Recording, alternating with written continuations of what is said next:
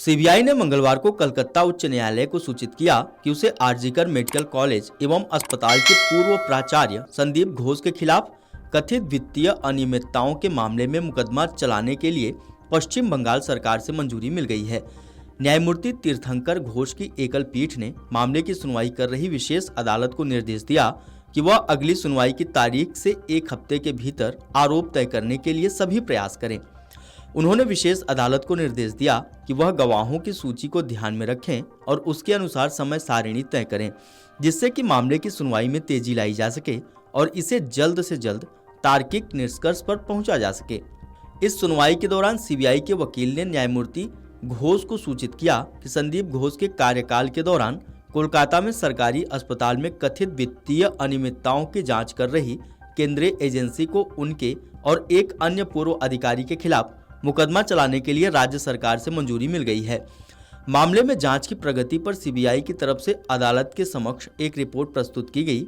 आपको बता दें कि आरजीकर अस्पताल के पूर्व अधिकारी व याचिकाकर्ता अख्तर अली ने संदीप घोष के कार्यकाल के दौरान कथित वित्तीय अनियमितताओं की सीबीआई जांच की मांग की थी, जिसे उच्च न्यायालय ने मंजूर कर लिया था और सर्वोच्च न्यायालय ने आदेश को बरकरार रखा था।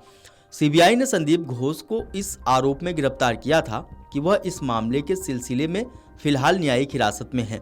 जांच एजेंसी की रिपोर्ट में कहा गया है कि मामले में 29 नवंबर 2024 को आरोप पत्र दाखिल किया गया था।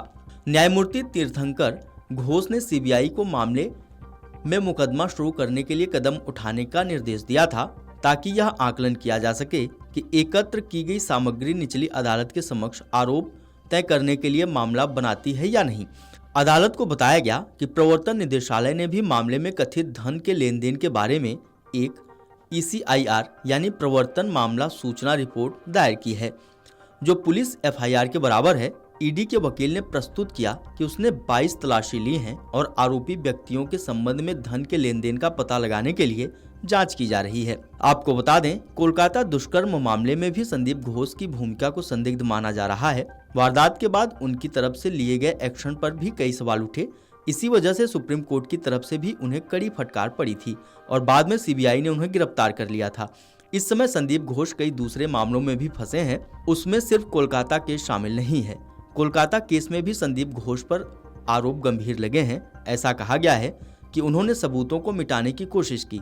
सीबीआई इस एंगल से भी जांच कर रही है। घोष की एक चिट्ठी सामने आई जिसमें उन्होंने आरजीकर में मरम्मत का काम करवाने को कहा।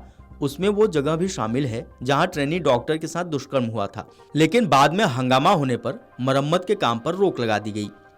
कोलकाता केस की बात करें तो एक ट्रेनी डॉक्टर के साथ दुष्कर्म की घटना हुई थी। दुष्कर्म के बाद डॉक्टर की हत्या कर दी गई थी। इस मामले में कोर्ट का फैसला भी आ चुका है। कोर्ट ने आरोपी को सजा भी सुना दिया है। आरजीकर अस्पताल की प्रशिक्षु डॉक्टर से दरिंदगी मामले में एकमात्र आरोपी संजय रॉय को दोषी करार देते हुए सियालदह कोर्ट के जज अनिर्वाण दास ने कहा था कि दोषी ने 9 अगस्त 2024 को सुबह करीब 4 बजे अस्पताल के सेमिनार रूम में सो रही पीजी की प्रशिक्षु पर हमला किया। संजय ने डॉक्टर से दुष्कर्म किया और उसके बाद उसका गला घोंटकर हत्या कर दी। जज ने फैसला खुली अदालत में सुनाया, लेकिन सुनवाई बंद कमरे में हुई थी। 160 से अधिक पेज के फैसले में न्यायाधीश ने कहा कि मैंने अपराध की जगह और आरोपी के मोबाइल टावर लोकेशन पर विचार किया। मैंने पुलिस और अस्पताल के अधिकारियों की कुछ गतिविधियों की आलोचना की जो साक्ष्य में सामने आई है। उन्होंने कहा कि अभियोजन पक्ष का मामला परिस्थिति जन्य साक्ष्य पर आधारित है। उन्होंने आगे कहा कि शिकायतकर्ता पीड़िता के पिता के उठाए गए कुछ सवालों के जवाब फैसले में दिए गए हैं। Video desk अमरउजाला.com। अमर उजाला जीवांजलि के सारथी की मदद लें और महाकुंभ में स्नान जरूर करें।